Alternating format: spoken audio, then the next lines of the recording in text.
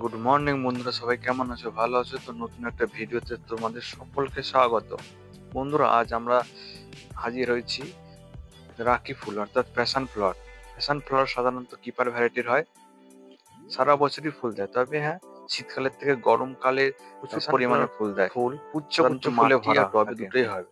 তবে এই গাছটি প্রচুর লতানো টাইপের হয় বলে বড় টবে দিলে ভালো হয়। সানফ্লাওয়ার গাছ বা রাখি ফুল গাছ সাধারণত বিভিন্ন কালারের হয়ে থাকে, যেমন যেমন লাল, সাদা, বেগুনি। রাখি ফুলে সাধারণত প্রচুর পরিমাণে ফুল পেতে হলে প্রতি বছর ডাল ছাঁটাই করতে হবে, বপনিং করতে হবে, তাতে প্রচুর ডালপালা বেরোবে, নতুন ফুল আসতে সাহায্য করবে।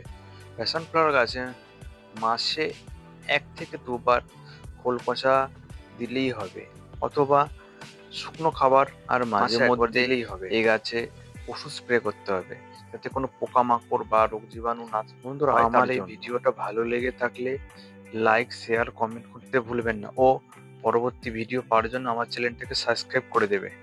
ধন্যবাদ।